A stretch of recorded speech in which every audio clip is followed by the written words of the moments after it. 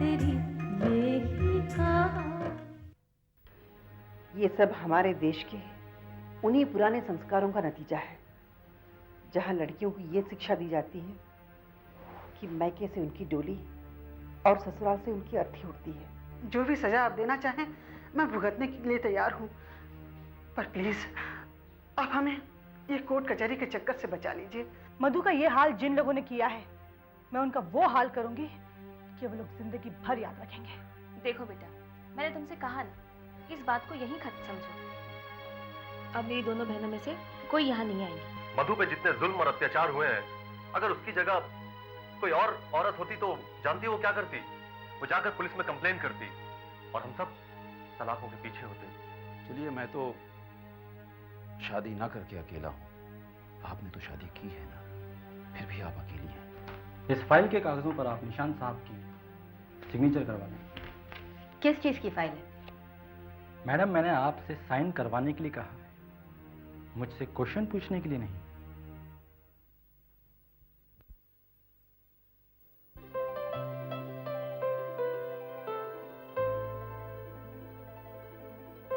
Aunty, ये देखिए building का प्लान।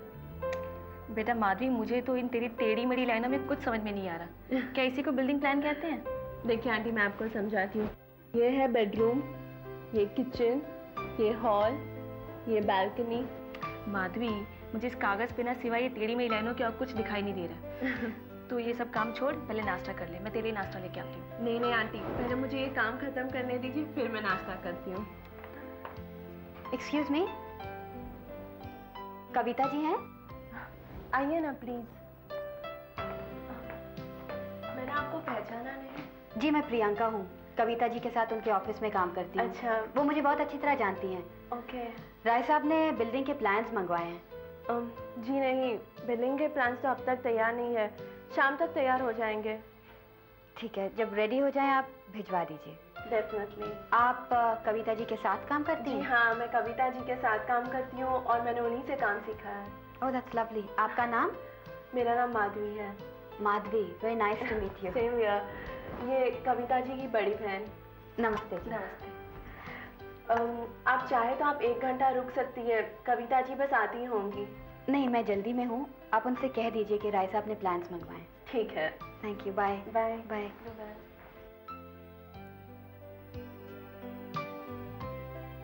चलिए मैं प्लान कंप्लीट कर देती हूँ।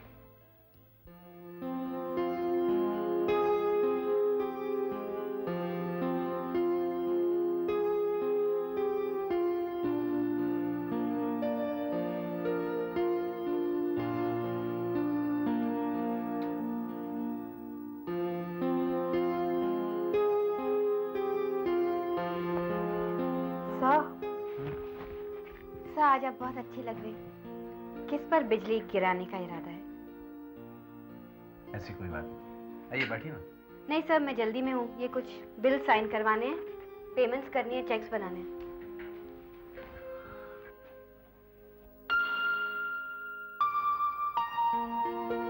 क्या देख रहे हैं सर? इस हंसी चेहरे का अंदाज जुदा लगता है तो इंसान, मगर मुझको खुदा सा लगता है। जी? नहीं, मैं तो खुदा की बनाई इस खूबसूरत दुनिया में एक जीती जागती खूबसूरत तस्वीर की तारीफ कर रहा हूँ। सर, मुझे ये बिल साइन करवाने हैं और आपका मूड तो कुछ और ही लग रहा है। हाँ हाँ,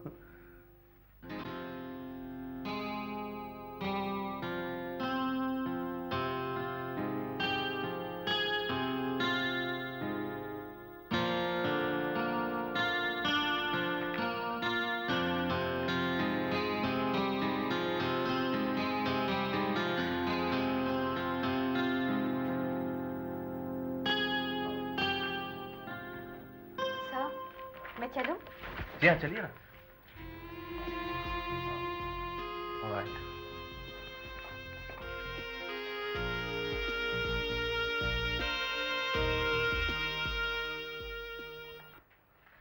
कविता जी, अच्छा हुआ आप आ गई। प्रियंका आई थी। प्रियंका आई थी? हाँ। क्या कह रही थी? राय साहब ने बिल्डिंग का प्लान मंगवाया था, तो दे देना चाहिए था ना। लेकिन कविता जी तैयार नहीं था, और वैसे भी मैं आपको दिखाए बिना कैसे दे सकती थी। मुझे तुम पर पूरा भरोसा है, अच्छा ही बनाया होगा तुमने। फिर भी आप एक बार देख लेती तो। ठीक है, मैं शाम को चेक कर लूंगी, कल दे आना। ठीक है। कविता जी, वैसे ये प्रियंका है कौन? प्रियंका राय साहब के दोस्त डॉक्टर विश्वास की बेटी है। राय साहब के ऑफिस में सिविल इंजीनियर का काम करती है। अच्छा अच्छा कविता जी, मुझे लेट हो रहा है, मैं चलती हूँ। ठीक है, bye bye.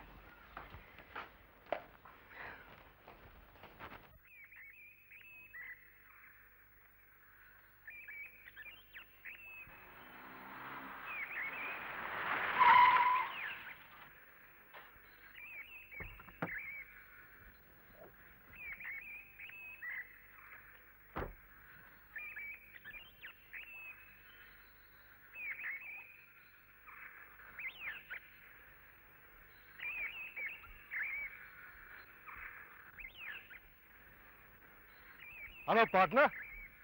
This is a pleasant surprise. How come? इस वक्त? ऐसे ही अंकल, सोचा आपसे मिल लूं और थोड़ा काम भी था तो मैंने इंतजार कर लिया। बताओ बताओ क्या कहा? अंकल, मुझे लग रहा है आजकल आपके साइट में बहुत हेरा फेरी हो रही है। हमारे साइट पर? नहीं प्रियंका, तुम्हें कोई गलतफहमी हो रही है। भाई, इस साइट पर महीनों से काम चल रहा है। वहां पर जो आदमी काम कर रहे हैं सब हमारे भरोसे के हैं, और हमने तो ऐसा कुछ नहीं सुना जैसा तुम बता रही हो। अंकल, बड़े बुजुर्गों ने कहा है कि बिजनेसमैन को किसी पे भी भरोसा नहीं करना चाहिए। ओह, आई सी। अच्छा, हमारी बात हम ही पे दोहराई जा रही है। Good, I like it. Uncle, आप अपने बेटे को बहुत अच्छा बिजनेसमैन समझते हैं ना? आपको ये भी लगता है कि वो बिजनेस में कोई लापरवाही नहीं करते हैं ना? Of course, damn it.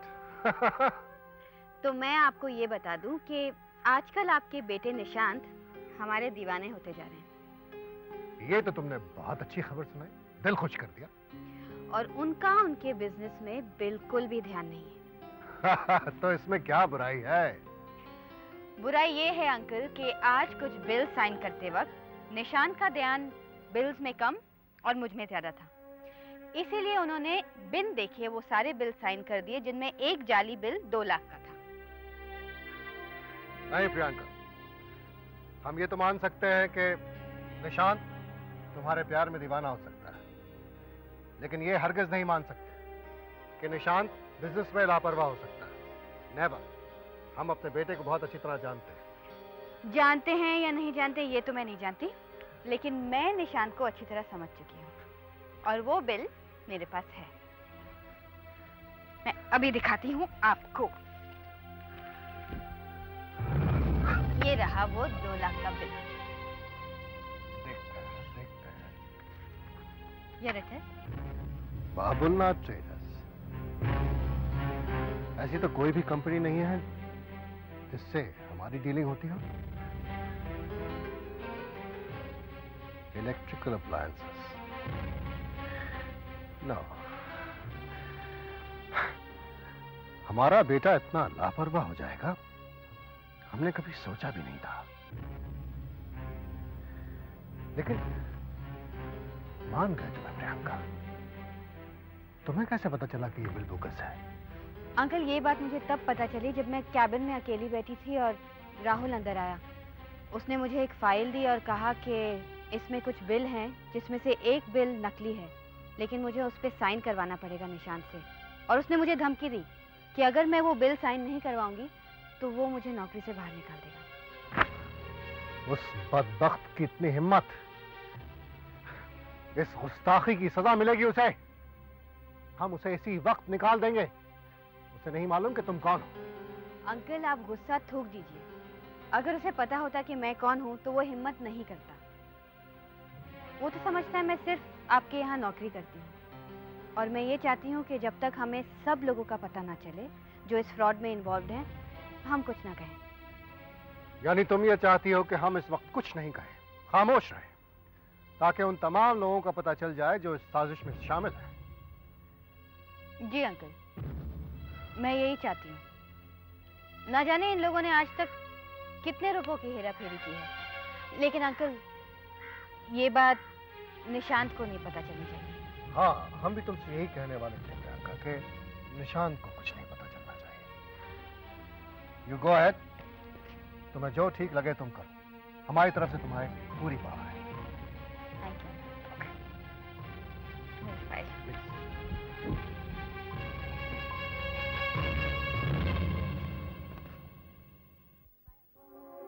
Bye बेटा।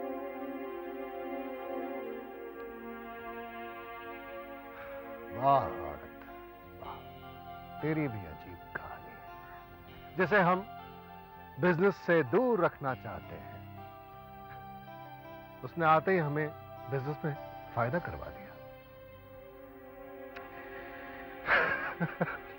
राय बहादुर तेज सिंह से गद्दारी।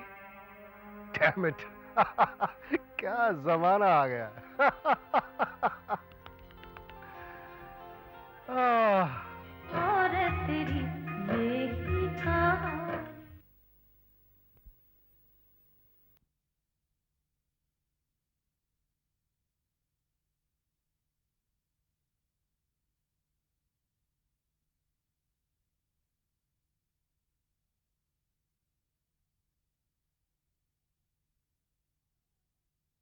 और तेरी यही कहानी।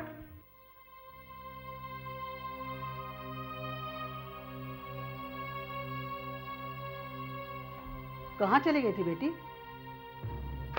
ऐसे हालत में ज्यादा इधर उधर घूमना ठीक नहीं है।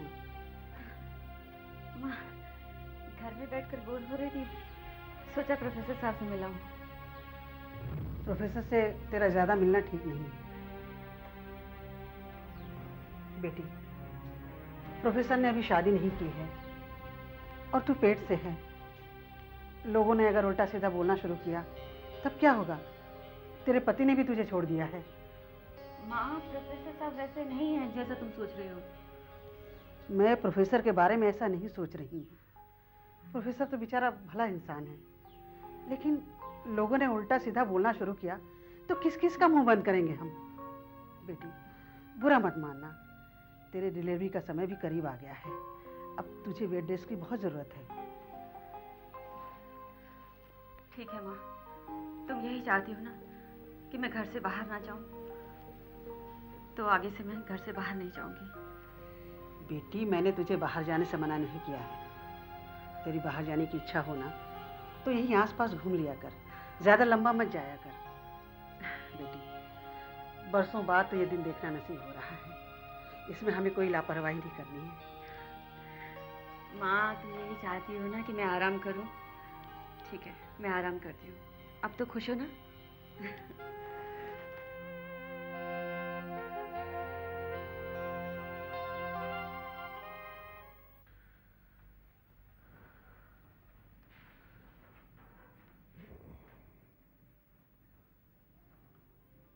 Good morning sir.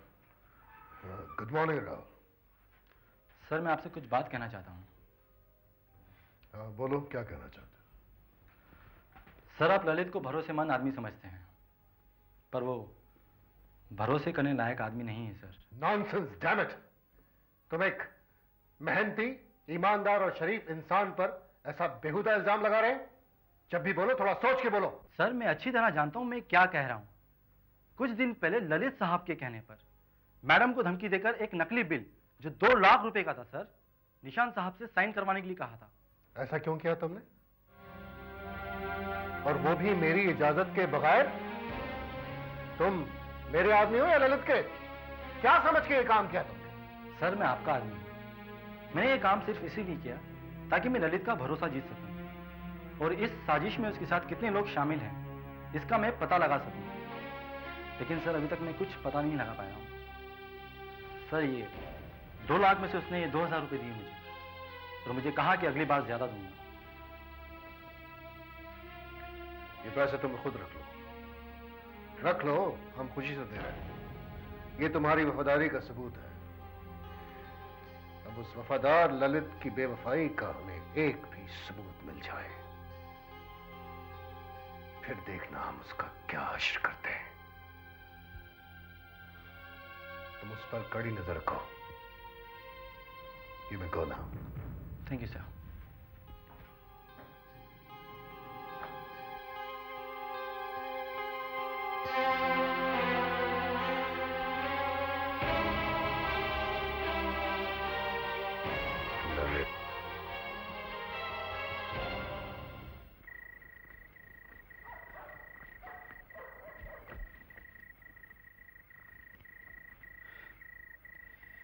ये घर की सारी लाइटें खुली छोड़कर पता नहीं कहां चली गई। एक तो याददाश्त भी नहीं है, ऊपर से 8 बज रहे हैं शाम के, पता नहीं कहां चली गई। अगर कहीं चली गई तो ओह माय गॉड, अगर कहीं चली गई तो मैं कहां ढूंढूंगा उसे? अनिल को क्या कहूंगा मैं?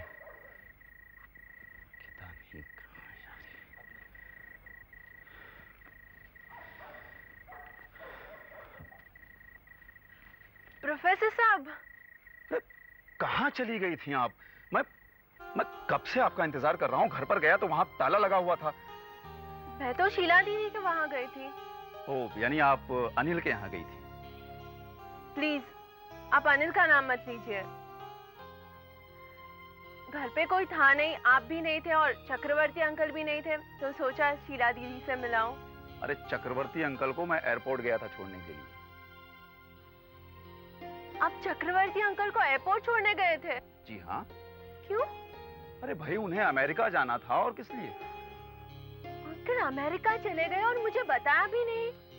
मैंने उनसे कहा था कि आप माधवी को बता दीजिए, तो उन्होंने कहा कि कोई जरूरत नहीं है बताने की, वो बुरा नहीं मानेगी। मैं आऊंगा तो उसे सब समझा दूंगा। अच्छा, अब अंकल को आने दीजिए, फिर मैं देखती हूँ। तो अब घर चलें? हाँ चलिए। जी चलिए।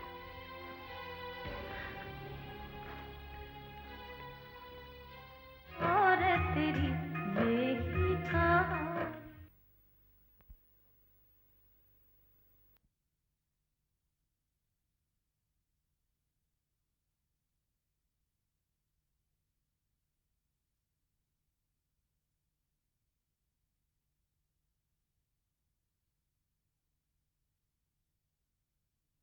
और तेरी यही कहा।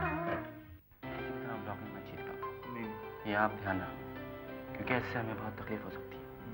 और ये कटिंग तो याद रखना, ये जो मेन लाइन जा रही है रेलवे ट्रैक्स, इस तरह अगर कुछ कर सको इसके पास तक, तो ये बेहतर हो।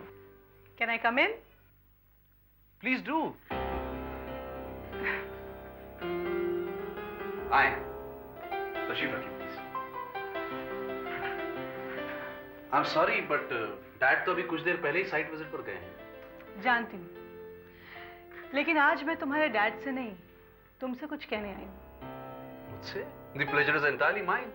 हुक्म करें, क्या खिदमत कर सकता हूँ मैं आपकी?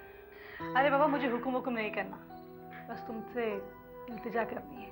Don't embarrass me please. आपकी इल्तिजा मेरे लिए हुक्म के बराबर है। कहें क्या बात है? निशान, तुम तो जानते हो, जब से तुम्हारे डैडी ने तुम पर इस ऑफिस की जिम्मेदारी छोड़ी है, वो कितने बेफिक्र हो गए। I know. डैड ने मुझ पर मेरी सलाहियतों से ज्यादा यकीन किया है। बस आप मुझे ये आशीर्वाद दें कि मैं उनके इस यकीन और उम्मीद को हमेशा बरकरार रखूं। मेरा आशीर्वाद हमेशा तुम्हारे साथ है, लेकिन आज मैं तुम्हें आशीर्वाद के साथ साथ और भी कुछ देने आई हूँ। How fortunate I am. हर कोई मेरा अपना मुझे कुछ ना कुछ देना ही चाहता है। बताइए, क्या नजराना लाई हैं आप हमारे लिए? तुम्हारे लिए एक चांद जैसी दुल्हन, जो तुम्हारी कामयाब जिंदगी को और भी रोशन कर देगी। अरे अरे, तुम्हें मेरे सामने इस तरह शर्माने की कोई भी जरूरत नहीं है। तुम्हारे डैडी ने कहा है कि अगर तुम्हें कोई लड़की पसंद हो तो उन्हें बता दो, उन्हें तुम्हारी पसंद पर कोई भी एतराज नहीं होगा, और अगर नहीं तो फिर। देखिए मैम, लड़कियों के साथ हंसना बोलना, उनके साथ मजाक कर लेना एक अलग बात है, लेकिन मैं नहीं समझता कि मेरे दिल ने किसी ऐसी लड़की को पसंद किया है जो डैड की बहू कहलाए। और दूसरी बात यह कि मैं तब तक शादी नहीं करूंगा जब तक मैं खुद अपने पैरों पर खड़ा ना हो जाऊं। क्यों? तुम्हें तुम्हारे पैरों की ताकत का अंदाजा नहीं है? और फिर तुम राय साहब के अकलौते बेटे हो। अगर तुमने कोई काम नहीं भी किया तो तुम्हारी 7 नस्लें आराम से बैठकर खा सकती हैं। आप क्या चाहती हैं? मैं अपने डैड की इतनी मेहनत से कमाई गई दौलत को 7 नस्लों के लिए छोड़ दूं और खुद आराम करूं? नहीं, ये मेरे लिए मुनासिब नहीं है। बल्कि मैं तो इसमें और इजाफा करना चाहता हूं, अपने बिजनेस को और फैलाना चाहता हूं। My dream is to establish our business globally. ठीक है बाबा, लेकिन इधर उधर की बातें बहुत हो गई। अब तुम मुझे साफ साफ बताओ। देखो, तुम्हारे डैडी को एक लड़की बहुत पसंद है। अब ये सारी बातें करते हुए वो थोड़ा झिझक रहे थे, इसलिए उन्होंने ये जिम्मेदारी मुझ पर डाल दी। अब तुम बताओ, मैं तुम्हारे डैडी से क्या कहूँ? मैं भी आपसे साफ साफ यही कहना चाहता हूं कि आप और डैड मेरे लिए जो भी फैसला करेंगे, मैं नहीं समझता कि इससे बेहतर फैसला मैं खुद अपने लिए कर पाऊंगा। आप और डैड मुझे जो भी हुक्म करेंगे, मुझे खुशी से कबूल होगा। मुझे तुमसे यही उम्मीद थी। तुम्हारे डैडी सुनेंगे तो बहुत खुश होंगे। God bless you. चलो मैं चलती हूँ। Alright.